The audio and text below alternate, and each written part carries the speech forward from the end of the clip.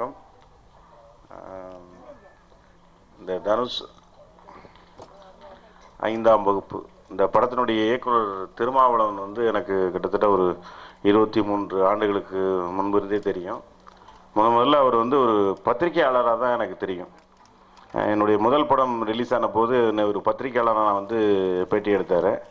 அதுக்கப்புறம் சில வருடங்கள் கழித்து பார்த்தா நான் அசிஸ்டன்ட் டைரக்டராக ஒர்க் பண்ணிட்டேன் சார் அப்படின்னாரு.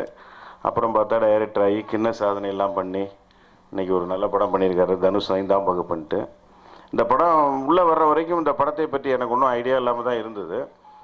ஒருவேளை ஒரு 5ஆம் வகுப்பு படிக்கிற ஒரு மாணவனை பற்றிய கதையாக இருக்கும், இல்லை ஒரு ஹீரோ 5ஆம் வகுப்பு படிக்கும்போது நடந்த ஏதாவது ஒரு இன்சிடெண்ட்டை பற்றிய ஃப்ளாஷ்பேக்காக இருக்கும் அப்படின்ற மாதிரி தான் ஒரு அபிப்பிராயத்தில் வந்தேன்.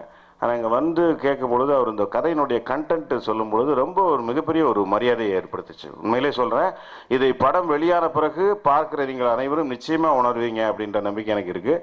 ரொம்ப ஒரு மரியாதையான ஒரு கண்டென்ட்டாக இருக்குது இந்த படம்.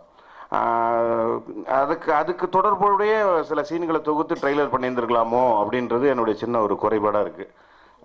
ஏன்னா ரொம்ப அழகான ஒரு மரியாதையான விஷயத்தை எடுத்துகிட்டு ஒரு கமர்ஷியலாக ப்ரமோட் பண்ணணும் அப்படின்னு தான் அவர் ஆசைப்பட்டிருக்கிறாரு.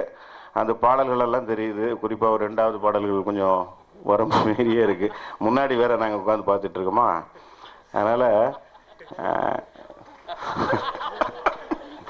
ஸோ இது மாதிரியான படத்துக்கு அது மாதிரி தேவையில்லைன்னு நான் நினைக்கிறேன். உண்மையிலே ரொம்ப நல்லாயிருக்கு. இது வந்து இப்போ ஒரு குழந்தையை பெற்ற பெற்றோர்கள் எல்லாருக்குமே பிடிக்கிற ரொம்ப ஒரு இது வரைக்கும் திரையில் சொல்லப்படாத ஒரு நல்ல ஒரு மரியாதையான ஒரு கண்டென்ட்டாக இருக்குது.